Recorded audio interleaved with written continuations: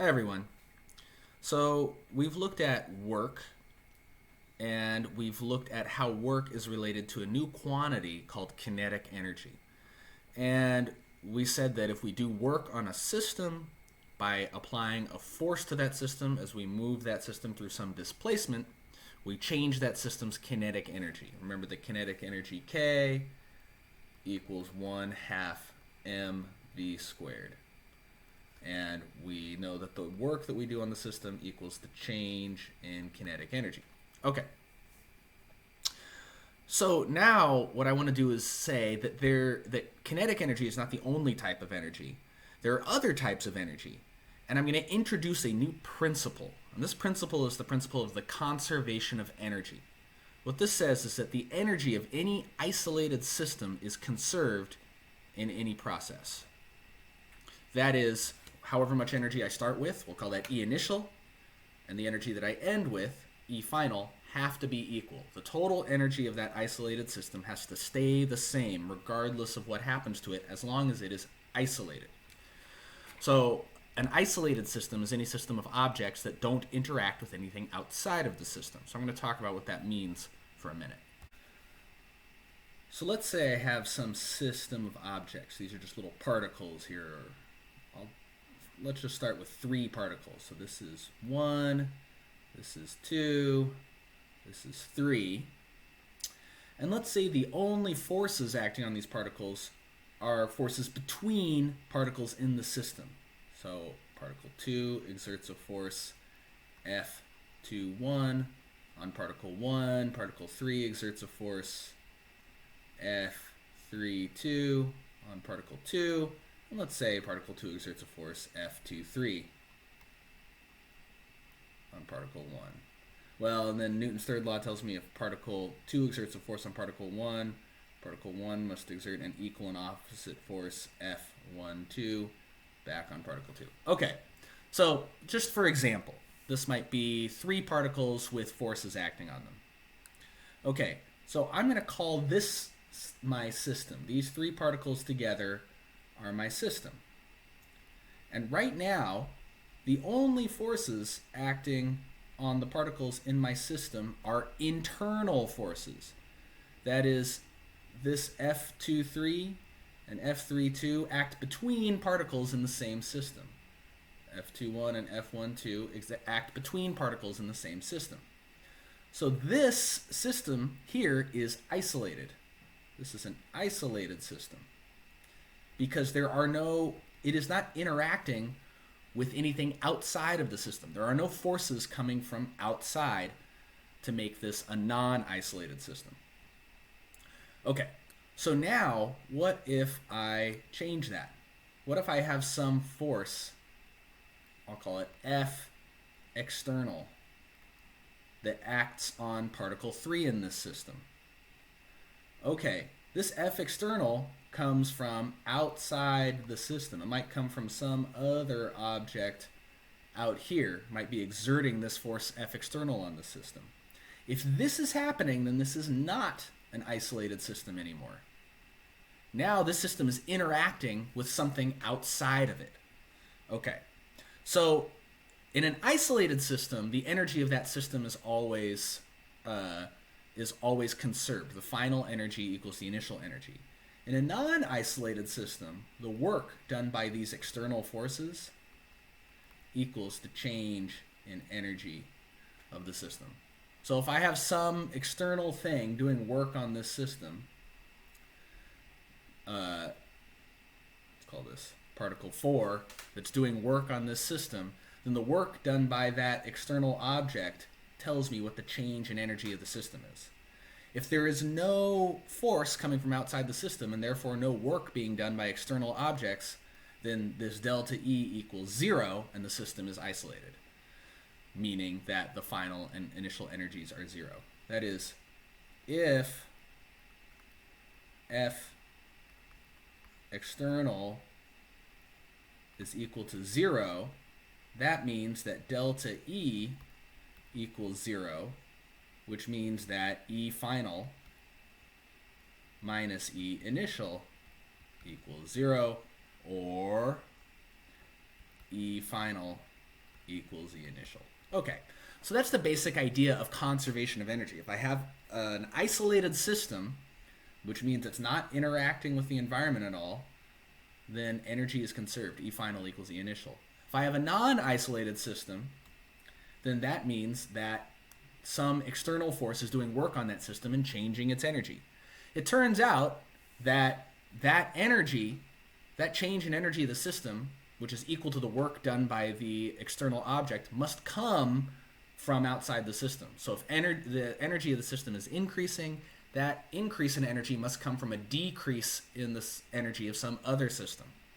And if we keep making our system bigger and bigger and bigger to encapsulate more and more and more things, more and more objects, we find that the energy of any process is always conserved. As long as we make our system big enough, the energy of that system will be conserved in that process. So it turns out that the energy of the whole universe is conserved. We're going to not be thinking too much in this class about the whole universe, but rather we're going to be looking at particular systems and asking what is happening to the energy of that system. Is there external work being done, in which case the energy changes? Or is the system isolated, in which case the energy does not change? So first, let's have a look at dissipative forces and thermal energy. Okay, so a dissipative force is a force that transfers energy from a system to its environment. The energy can take the form of thermal energy, radiation, sound, light, etc. So the big example of a dissipative force that we're going to look at in this class is friction. Friction dissipates the energy of a system by turning mechanical energy, that is kinetic energy, or what we'll learn about next, which is potential energy, turning that energy into thermal energy. Thermal energy is just heat. So let's think about what this means. But before we do that, I just want to say that friction is the main dissipative force we're going to talk about. But another dissipative force that's come up in this class is the drag force. Okay, so let's say we have a book and it's sitting on, let's make it a bigger tabletop like this. We've got a book on a tabletop. Here's our table, like that. Okay. Now, let's say we slide the book across the table. So we give the book some initial velocity, the initial like that. Well, then the book has some initial kinetic energy, K initial equals 1/2 m v initial squared. Let's make these both knots. Okay. So the book has some initial kinetic energy. It's going to slide across the table, and eventually it's going to come to rest. We know that if we slide a book across the table, it slows down and stops. V final is going to equal 0. Well, what causes this book to slow down and stop? It's the friction force. So we could do Newton's second law in kinematics and calculate the acceleration of the book and find out how long it takes to come to a stop. Or we can think about it in terms of energy. That friction force changes the kinetic energy of the book by converting that kinetic energy into thermal energy. So the change in thermal energy of the system as this book slides across the table, well, I can write it as the force of kinetic friction acting on the book times the distance d that the book slides. So it starts out over here, and it slides through some distance d over to there. That's our distance d. So as this book slides across the table, the thermal energy of the system of book plus table increases by an amount which is just the kinetic friction force times the distance d. Now, you all kind of know this already. If you rub your hands together and there's friction between your hands, you feel your hands heat up. What's happening is that the friction force between your hands is converting the kinetic energy of your hands, the energy of motion of your hands, converting that energy into heat, into thermal energy. So we can account for the loss of kinetic energy with the increase in thermal energy of the system. And we can say that the change in kinetic energy of this book as it slides across the table plus the change in thermal energy, delta E thermal, adds up to 0. If the book loses kinetic energy, then delta K will be less than 0, and that kinetic energy gets converted into thermal energy. Delta E thermal will be greater than 0. You can think of this as the friction force doing work on the book. This is the same formula you would get if you calculated minus the work done by friction. Because remember, the work done by friction is going to be minus the friction force times d, because the friction force points opposite the direction of the book's displacement. And that's fine for the purpose of problem solving. But if you really want to understand what's going on here, you have to understand this not as work being done by the table on the book, but as a change in thermal energy of the table book system. Because otherwise, you don't know where that energy went. It actually went into heat. And like I said, convince yourself of this by rubbing your hands together or rubbing your hand on the surface of a table back and forth. You'll feel your hand heat up. So the important thing to remember about a dissipative force is that a dissipative force takes kinetic energy, or, as we'll learn about soon, potential energy, and dissipates that energy as thermal energy. It takes it out of our system and dissipates it as heat. So let's think about what happens if I take a calculator like this and I lift this calculator through the air like that. Okay, so when it starts out, this calculator has no kinetic energy, right? It's not moving. I lift it some distance, maybe half a meter, and when I stop, the calculator still has no kinetic energy. So the change in kinetic energy of the system is 0. I also don't have any thermal energy being created. There's no friction that can create thermal energy in this calculator. And yet, I've done positive work on the calculator. I've lifted it up.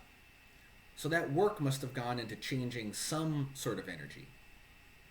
And it turns out that the energy that I'm increasing here by doing positive work on this calculator is the gravitational potential energy of the calculator plus the Earth. The calculator and the Earth form a system, and I can define a gravitational potential energy for that system.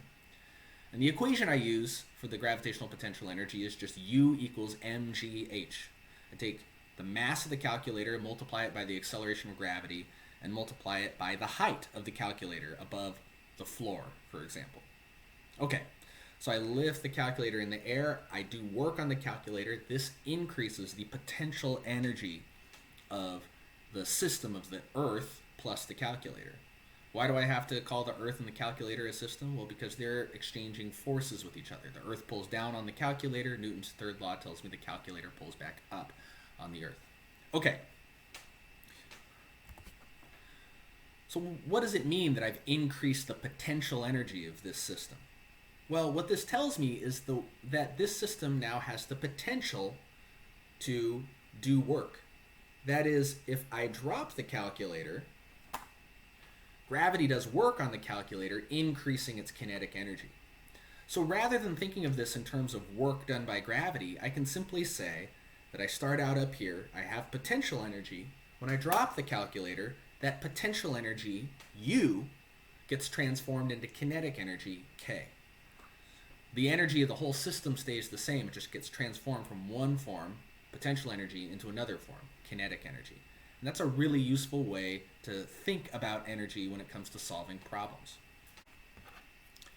There's a point I want to make about how we calculate the potential energy of any object. Let's say I've got a table, the surface of the table is about a meter above the ground, and I put a calculator on top of the table. Well, what's that calculator's potential energy? Well, there's a couple of choices. I can call the ground H equals 0, so I can say ground gives me H equals 0, in which case the potential energy of the calculator would be its mass times the acceleration of gravity times the height above the ground, which is 1 meter. But why can't I call the surface of the table H equals 0? Let's say the surface of the table is at h equals 0. Well then, the potential energy of the calculator equals 0. What this tells me is that the potential energy of this calculator is kind of arbitrary. I can make it whatever I want. But what's not arbitrary is a change in potential energy. If I lift this calculator up through some height delta h, I change its height by some amount delta h, then the change in potential energy, delta U, always equals mg delta h. So this is true regardless of whether I define the surface of the table as h equals 0 or I define the ground as h equals 0. And this delta U, as we'll see, is really the more important quantity when it comes to calculating things. In fact, nothing that we calculate, nothing that we can measure can really depend on what U is. Things that we measure can only depend on what delta U is. So I like to say that this is the real quantity, or the real physical quantity. Delta U is the real physical quantity. It's the thing that actually matters. And we can relate this delta U to the work done by gravity in any. That is, if I move the calculator, I can calculate the work done by gravity during the motion of the calculator. That's going to equal minus the change in potential energy. So the change in potential energy of the calculator due to gravity and the work done by gravity are always equal and opposite in any process. And this is actually true any time we can define a potential energy. The change in any potential energy is equal and opposite to the work done by the force that is the source of that potential energy. Well, what tells us if a force can be considered to be a source of potential energy? So far, I've only talked about one force, the gravitational force, which I can think of as a source of potential energy. It turns out that the requirement for a force to be a source of potential energy is that it be what is called a conservative force. Okay, a conservative force has two equivalent definitions. We can either say that the work done by a conservative force on a particle moving between 2 points is independent of the path taken by the particle. That's one way of defining a conservative force. Or we can say that the work done by a conservative force on a particle executing a closed path is 0. So let's think about gravity first of all. Let's think about the work done by gravity as I move this calculator through some closed path. So let's look at the second definition of a conservative force. Okay, I lift the calculator up. Well, gravity exerts a force down on the calculator, which is mg. And I lift the calculator through some height h, so I get a work done by that gravitational force, which is negative mgh, because mg and the displacement of the calculator point in opposite directions. So gravity does negative work on the calculator as I lift it up. Now let's move it over like that. As I move the calculator over, gravity does 0 work. Why? Well, the force of gravity and the displacement of the calculator are perpendicular. Remember, work is a dot product. So the dot product of that force with the displacement of the calculator equals 0. Then I move the calculator down. The gravitational force points down. The displacement of the calculator is down. So gravity does positive mgh of work on the calculator, because the displacement of the calculator and the gravitational force point in the same direction. I move back to where I started. The gravitational work done on the calculator is 0, because once again, the gravitational force and the displacement of the calculator were perpendicular. So I do positive mgh, 0, negative mgh, 0. The total work done by gravity on this calculator as I move through this path is 0.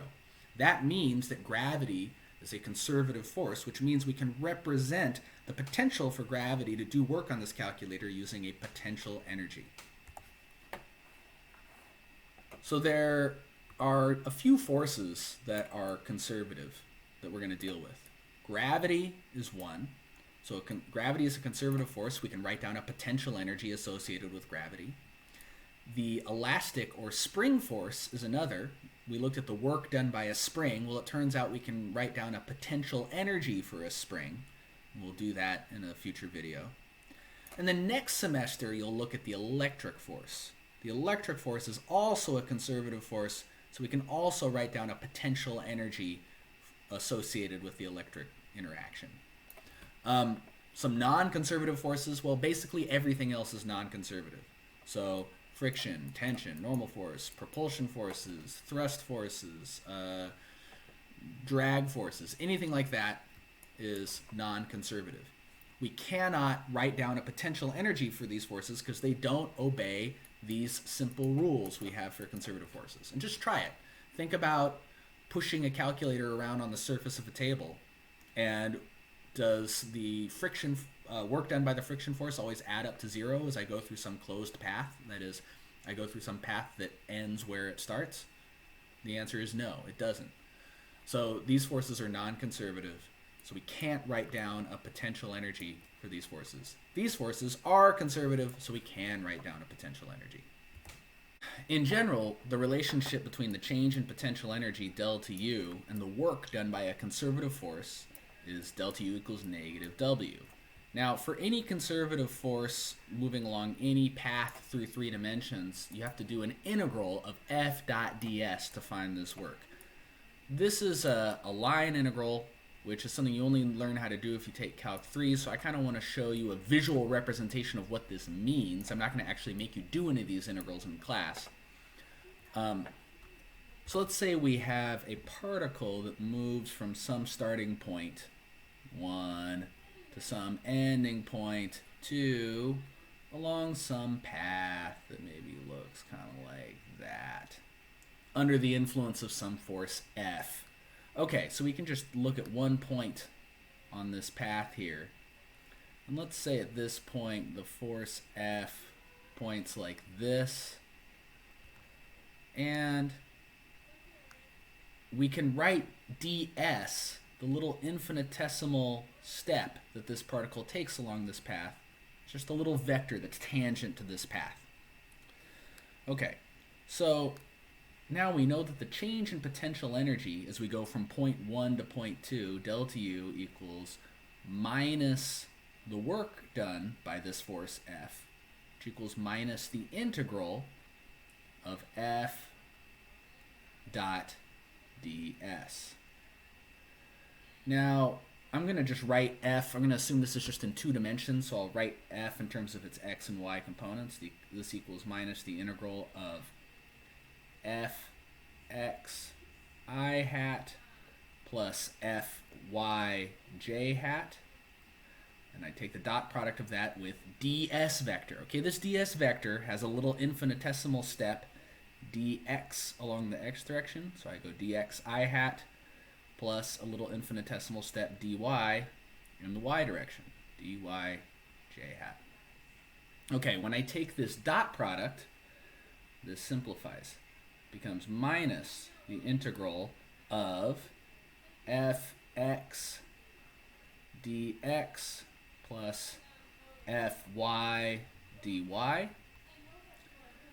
And I can break this up into 2 integrals. I can write this as negative, the integral, and I'll just now put what the limits are from x initial to x, or I'll call this x1 to x2 of fx dx minus the integral from y1 to y2 of fy dy. So this is just 2 integrals, one of the x component of the force times my little infinitesimal step in the x direction as I go from the x coordinate of point 1 to the x coordinate of point 2, and then 1 with using the y component of f times my little infinitesimal step dy as I go from the y coordinate of point 1 to the y coordinate of point 2. Okay, so all we're really going to have to worry about in this class is the one-dimensional case of this, where we just worry about fx. And then this is simple. Delta U just equals minus integral from x1, or let's call it x initial, to x final of fx dx. So if I have a force that depends on position, and it's a conservative force, I can always find the change in potential energy due to this force by taking an integral from the initial position to the final position of that force with respect to x. Key thing here is I need a negative sign. This is just minus the work done by this conservative force. Remember, we looked at the work done by a variable force, and we found that it was an integral of f dx. This change in potential energy is just minus that integral of f dx. We'll use this later when we look at the spring force. That is, when we look at the potential energy of a spring. So now we come to the full version of the work energy theorem.